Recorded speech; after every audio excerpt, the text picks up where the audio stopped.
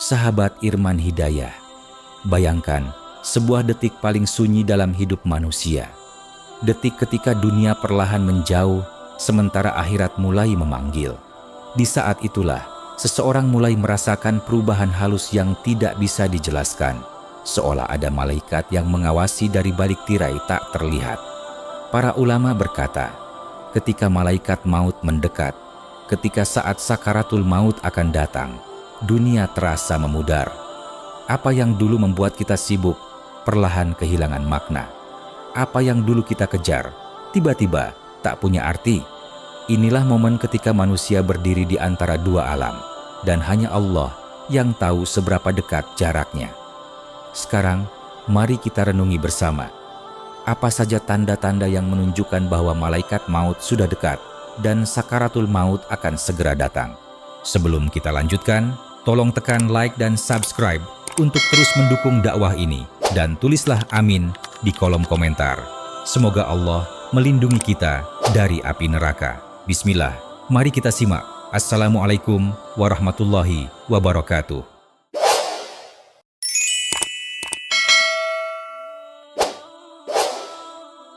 Pertama, rezeki mulai menyempit dan aktivitas hidup menurun drastis. Ketika ajal mulai mendekat, hidup pelan-pelan merapat pada garis akhirnya. Rezeki yang dulu mengalir deras kini seperti ditutup lembut oleh tangan takdir. Nafsu makan hilang, tubuh menolak makanan, seolah berkata, "Aku tidak lagi membutuhkan dunia." Para ulama ahlus sunnah menjelaskan, ketika ajal tiba, Allah telah menyempurnakan seluruh jatah rezeki hambanya. Ibnu Hajar menegaskan bahwa seseorang tidak akan mati sebelum rezekinya sempurna, dan ini sesuai dengan sabda Rasulullah yang diriwayatkan Ibnu Hibban. Tidak ada satu jiwa pun yang mati kecuali telah disempurnakan rezekinya.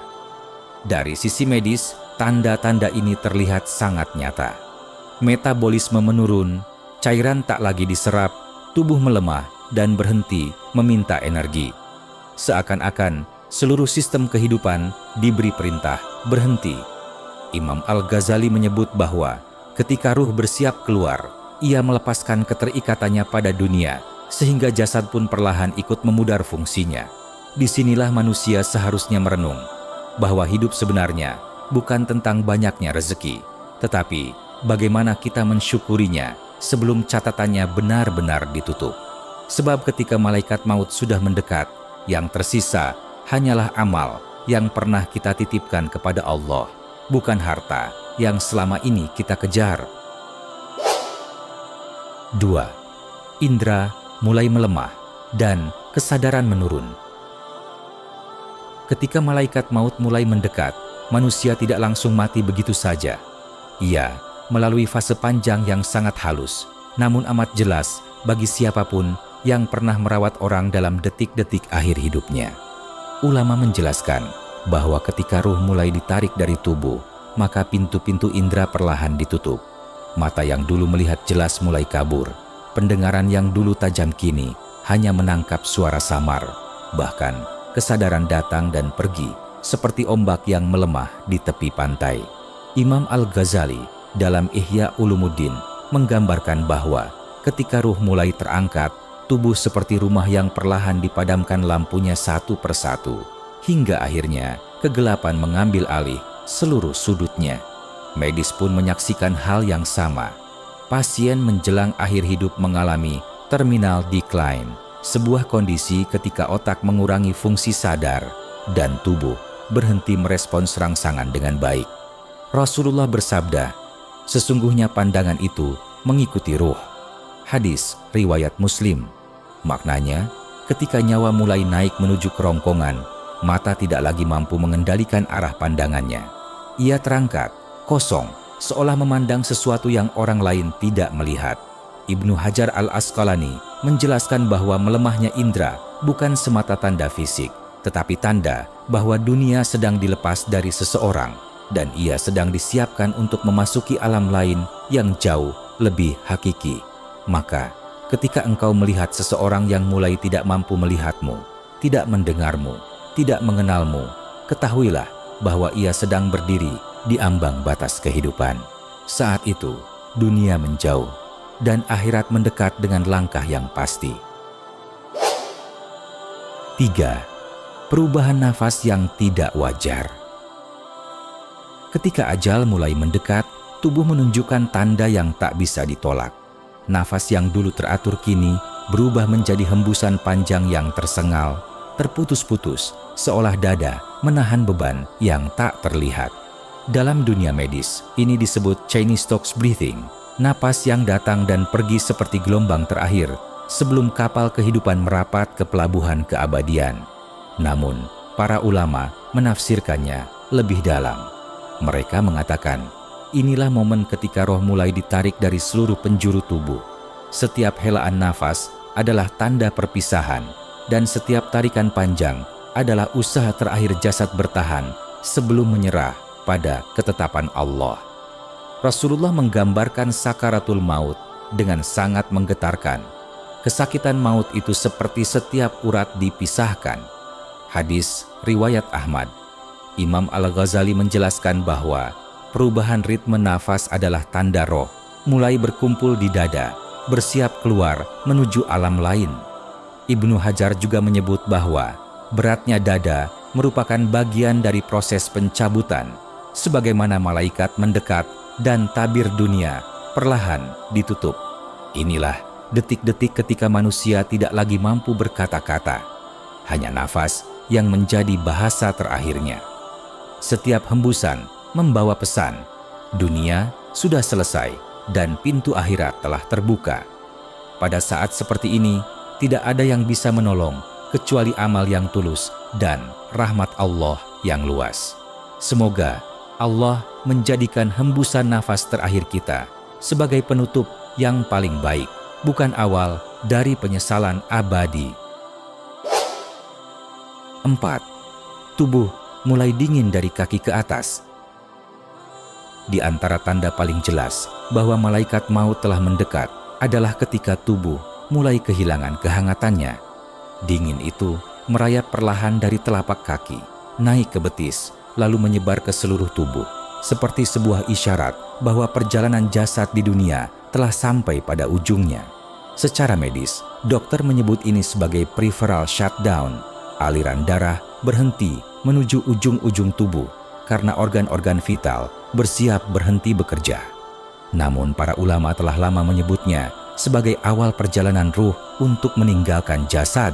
Imam Al-Ghazali menulis bahwa ruh keluar dari bawah ke atas, sehingga anggota tubuh bagian bawah lebih dulu melemah dan dingin.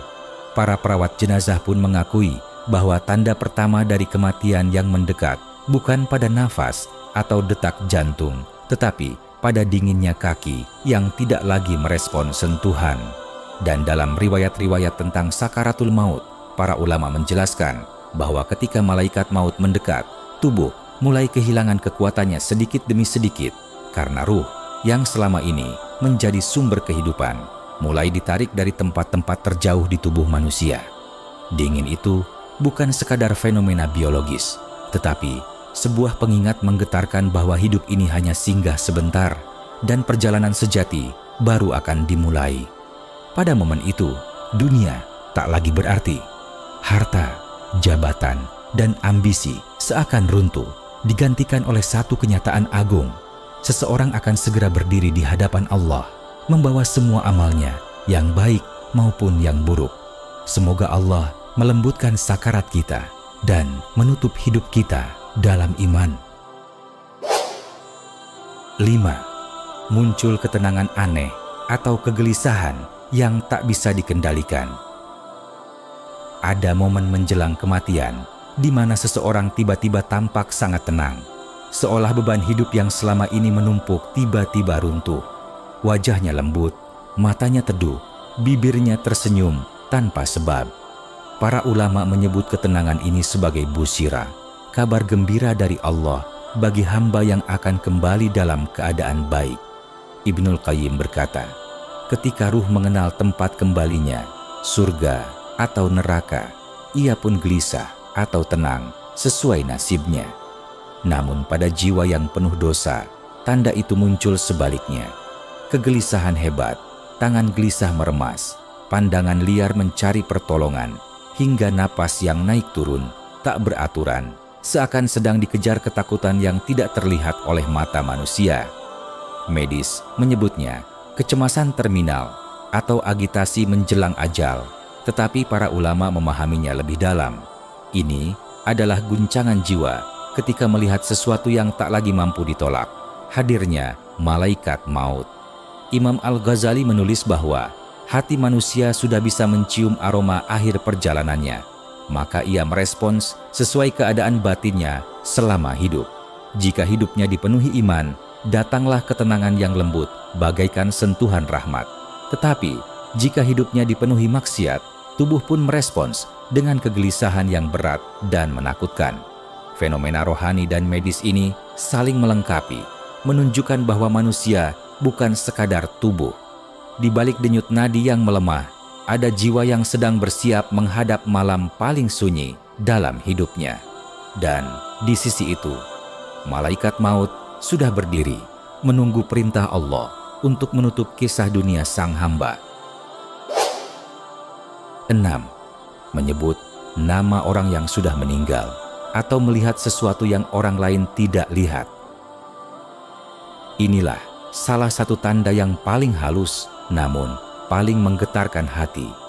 Ketika seseorang mulai menyebut nama ayahnya yang telah lama wafat, atau memanggil ibunya dengan suara lirih, atau berkata bahwa ia melihat cahaya, tamu, atau sosok-sosok yang tak terlihat oleh siapapun di sekitarnya. Itu bukan sekadar halusinasi sebagaimana dikira sebagian orang.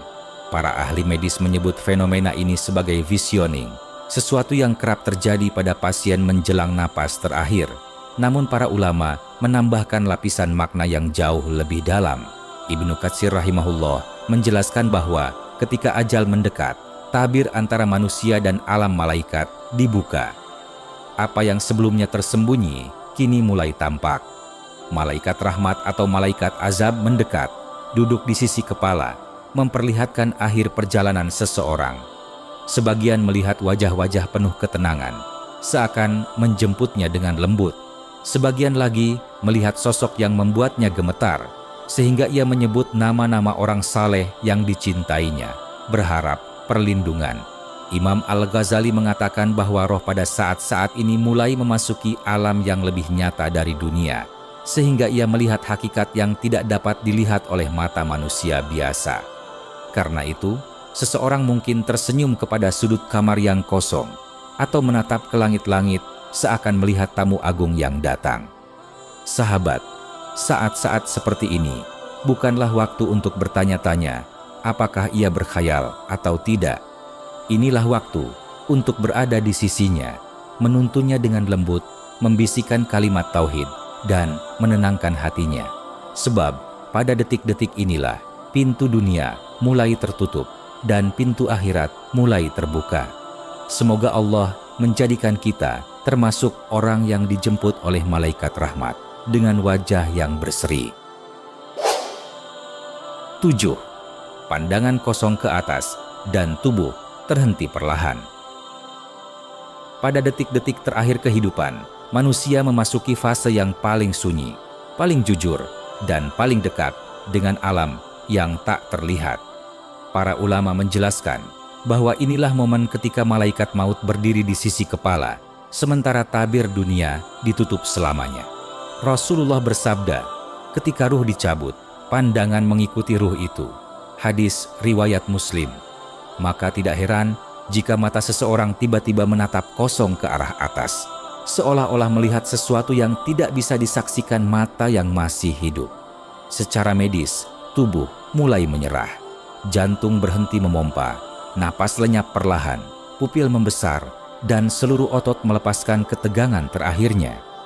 Namun para ulama, seperti Imam Al-Ghazali dan Al-Qurtubi, menyebutkan bahwa di balik gejala fisik itu ada perjalanan agung. Ruh sedang digenggam, dicabut, lalu dibawa menuju langit sesuai amalnya. Mereka mengatakan bahwa pandangan yang membeku itu bukan sekadar refleks biologis, tetapi tanda ruh melihat jalan yang akan ditempuh, jalan para kekasih Allah, atau jalan penuh kegelapan bagi mereka yang lalai. Inilah momen yang tidak bisa ditunda, tidak bisa diulang, dan tidak bisa dinegosiasikan. Detik di mana dunia kehilangan maknanya dan akhirat menjadi satu-satunya kenyataan. Betapa banyak manusia yang pada saat ini ingin kembali, ingin sujud, ingin bertaubat, namun malaikat maut telah menutup pintu kesempatan. Dan betapa rugi orang yang menghabiskan hidup mengejar dunia, namun tidak menyiapkan diri menghadapi detik yang pasti datang ini. Wahai jiwa, sebelum mata ini menatap kosong, sebelum napas terakhir keluar, sebelum tubuh dingin membeku, siapkanlah dirimu. Karena setiap dari kita sedang berjalan menuju detik terakhir itu, entah cepat atau lambat. Semoga Allah menjadikan detik itu sebagai awal kemenangan, bukan awal penyesalan abadi. Sahabat Irman Hidayah, ketika tanda-tanda ini muncul pada diri seseorang, itu bukan semata gejala fisik, bukan pula sekadar proses medis yang dingin tanpa makna. Ini adalah isyarat halus dari Allah bahwa perjalanan seorang hamba sedang mendekati titik akhir. Para ulama menyebutnya tanbih ar-Rabbani, teguran lembut dari Tuhan agar manusia kembali menata hatinya. Setiap tarikan napas yang melemah, setiap detik kesadaran yang meredup, setiap perubahan pada tubuh adalah pengingat bahwa dunia hanyalah persinggahan sementara dan bahwa kita sedang menuju tempat pulang yang hakiki. Tak perlu takut, sebab Allah tidak menciptakan kematian untuk menakut-nakuti hambanya, tetapi untuk mengajak mereka pulang dengan hati yang bersih. Kematian bukan hukuman bagi yang beriman, melainkan pintu untuk bertemu dengan Rabb yang Maha Pengasih. Imam Al-Ghazali menulis, orang yang mengenal Allah, kematiannya adalah pertemuan yang ditunggu. Dan Ibnu Hajar berkata, kematian itu pahit bagi yang jauh dari Allah, namun manis bagi yang hatinya dekat kepadanya. Maka ketika kita melihat tanda-tanda ini pada diri sendiri atau orang lain, jangan panik dan jangan putus asa. Anggaplah itu undangan lembut untuk memperbaiki diri, mendekat dan memohon ampun. Allah telah berjanji, rahmatku mendahului murkaku. Tidak ada dosa yang terlalu besar hingga tak bisa diampuni selama seorang hamba masih mau kembali. Sahabat, hidup hanyalah satu kesempatan. Ia tidak datang dua kali. Maka, sebelum malaikat maut benar-benar mengetuk, sebelum tubuh melemah, sebelum lidah keluh, sebelum mata menatap kosong ke langit, gunakan sisa waktu yang ada untuk bertaubat, memperbaiki amal, dan menyiapkan hati agar kematian nanti menjadi jalan yang indah, bukan penyesalan yang pahit. Semoga ketika ajakan pulang itu tiba, kita menerimanya dalam keadaan tersenyum, damai, dan diringankan oleh kasih sayang Allah. Amin ya Rabbal Alamin. Sahabat Irman Hidayah, apakah kamu merasa mendapatkan sesuatu dari video ini? Sekarang bantu kami dengan cara subscribe dan aktifkan loncengnya agar tidak ketinggalan konten penuh makna dari channel Irman Hidayah. Tekan like dan tulis amin di kolom komentar. Semoga Allah mengampuni dosa kita dan keluarga kita, melimpahkan rahmat-Nya, serta menyatukan kita kembali di surganya yang penuh kebahagiaan. Jangan lupa bagikan video ini kepada keluarga, sahabat, dan orang-orang yang kamu cintai, karena bisa jadi hidayah itu datang melalui tanganmu. Terima kasih telah menyimak hingga akhir. Wassalamualaikum warahmatullahi wabarakatuh.